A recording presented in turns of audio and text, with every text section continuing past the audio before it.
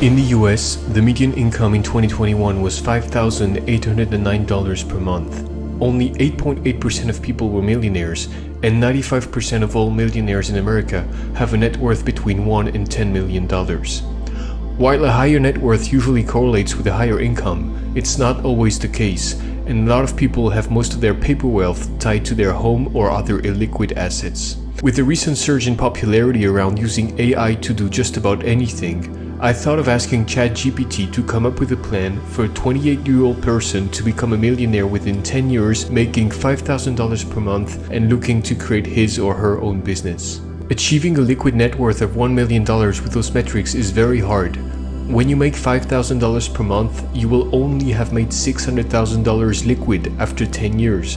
So unless you invest your money and get a bit lucky, you can't get the cash out of your own pocket.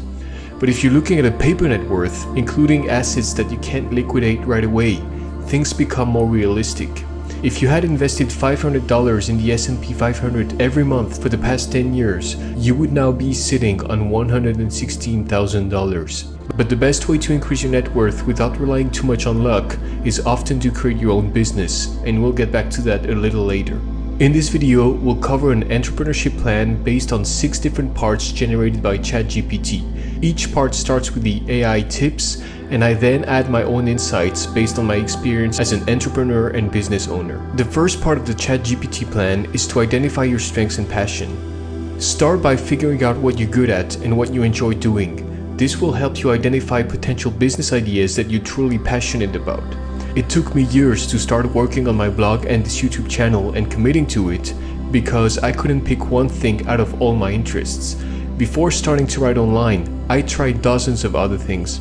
Creating a t-shirt business, that failed. Selling art on Instagram, that failed too. Selling trading algorithms, that failed. Selling hand-painted skateboards, website coding and flipping, that failed as well. At least I was trying, which was a great start, but I never committed for more than 6 months to any of those ideas. I needed to change my approach. The second part of the plan is to research the market. Once you've identified potential business ideas, research the market to determine if there's a demand for your product or service. Look at your competitors and see what they're doing well and where there may be gaps in the market. Around 3 years ago, I decided I needed to try my hand at something for longer than 6 months before calling it quits. In order to identify the area where I was the most likely to succeed, I looked at everything I had tried up until now and realized that a lot of these markets were saturated or requested a big upfront investment to get going. A real t-shirt business, for instance, required an inventory, which I didn't have money for. An Instagram business required a ton of time to build a social media following, and I couldn't bring myself to text 100 people a day to promote my art. There were a lot of people out there much better than me at website coding, so my market was limited there too. Eventually, I realized I had been writing my whole life, I loved it, and it was a great business because although I'm not a gifted writer, not a lot of people are willing to put in the work, and that was my advantage. Writing 1 article per day every day is hard, especially when you have to do it at 6 in the morning before leaving for work. I learned early on that hard work without talent beats talent without hard work, and so I chose writing as my next business idea. The third part of the plan is to start small. Consider starting your business as a side hustle while you're still working your full-time job. This will allow you to test the market and refine your business model without taking on too much risk. Within 1 year of having started my business, I was making more money quicker than I ever thought I would, but not enough to quit my job for sure. In my situation, it wasn't an issue because I loved my job and I still do, and as the AI recommends, it's always better to feel things out first before going all in with a huge risk. Starting small is often one of the biggest hurdles people have to overcome, specifically because they don't see the bigger picture. The distance between where they are and where they want to be seems impossible to travel. As cliche as it sounds, Apple started out in a garage before becoming the most valuable company in the world, and Warren Buffett started investing at age 14. Ben & Jerry's was started out of the back of an ice cream truck, and now it's worth $100 billion. Steady wins the race, so don't be afraid to start small. The fourth part of the plan is to develop a business plan. Once you have a solid business idea, develop a business plan that outlines your target audience, products or services, and revenue model. I didn't develop a business plan until over a year after I started. That's when I started making real money, and so I looked at my options to maximize my chances of success. I decided to create a one-man company, set up a bank account for it, and never pay myself until I started making serious money. Everything I spent from this account had to be an investment in growth, and the rest would just sit there while figuring out what to do with it. I also came up with hard targets to hit within 1 year and with a check-in after 6 months. I got this idea from the company I was working for, and it's based on the Objective Key Results (OKR) strategy, which is made of 2 main components. An objective explains where you want to go and what the desired end result is. Once an objective is reached, another objective will replace the current one. Objectives in the OKR strategy are not technical, not measured, and usually don't contain numbers. They should be as easy to understand as possible. Unlike the objective, the key result should be as precise, technical, and measured as possible. It is used as an indicator of whether or not the objective is being worked on. Key results should be time-bound, often quarterly or yearly. The key of the strategy is that it focuses on the actions needed to reach big overarching goals, rather than short-term goals, minor details, and daily tasks that can seem boring, unmotivating, and sometimes unrealistic. Here are a few target examples I set for my blog. One objective was to optimize my marketing funnel to increase my conversion rate from people reading my article to becoming newsletter subscribers. The key result tracking progress on that was to revamp the sign-up landing page to make it more appealing and write clearer bottom article CTAs. Another objective I had was to release a 50 interview productivity guide by the end of the year. The key result for that was to reach out to 100 people, select the best 50 interviews, and put together the guide.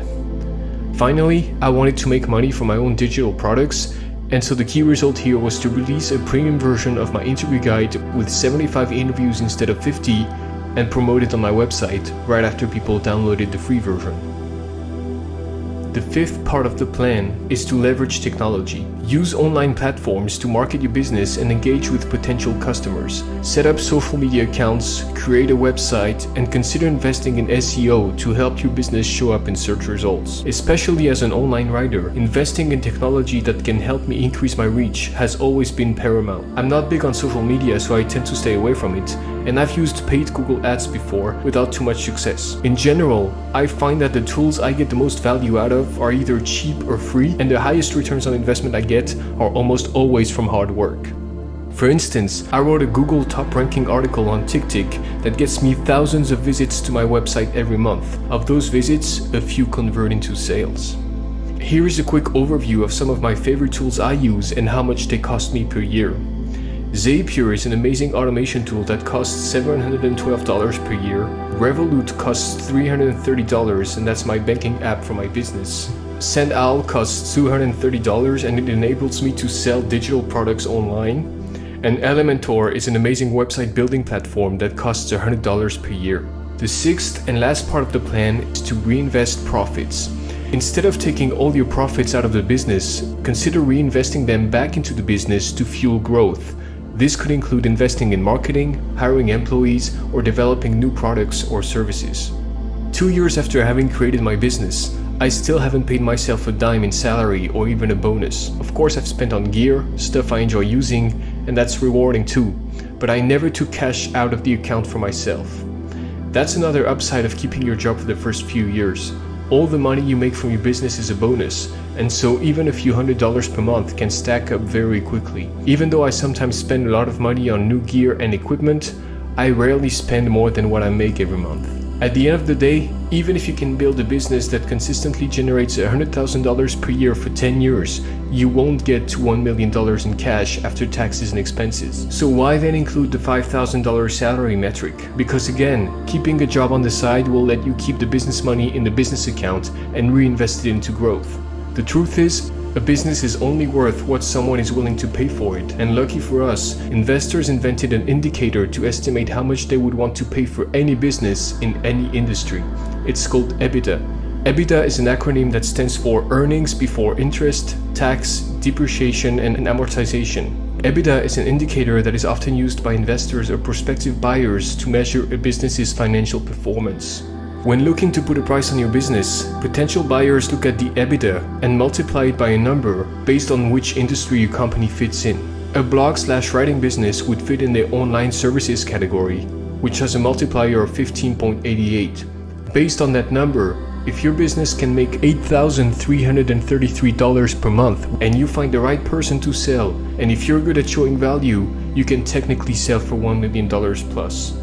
So we're coming up to the end of the video now, and I'll leave you with a few key takeaways. According to ChatGPT, by following this plan, a 28-year-old person making $5,000 per month could potentially reach the goal of being a millionaire within 10 years. However, it's important to know that entrepreneurship is inherently risky and success is not guaranteed. It will require hard work, dedication, and a willingness to adapt to changing circumstances. If all it took to become a millionaire was to create your own business and work hard, a lot more people would be rich. If you factor in the 10-year horizon, more than half the people would drop out within the first year, and then a little bit more each year after that. I've been growing my business for 3 years myself, and I'm not a millionaire yet. The most important thing to remember is that money should never be an end goal, it's just a side effect of success. Work hard because you love what you do, not because you want to make a ton of money. Making this video, I didn't expect ChatGPT to come up with a revolutionary approach to business or entrepreneurship that would completely change my vision on the topic. Nevertheless, I like how the AI structured its answers, and I believe that's where it will help people the most. Those who have trouble coming up with an actionable plan and targets for themselves can now use the help of AI to get ideas, build momentum, and eventually find the motivation to get going in the long term. Thanks a lot for watching. Remember to like and subscribe if you enjoyed, and we'll see you in the next video.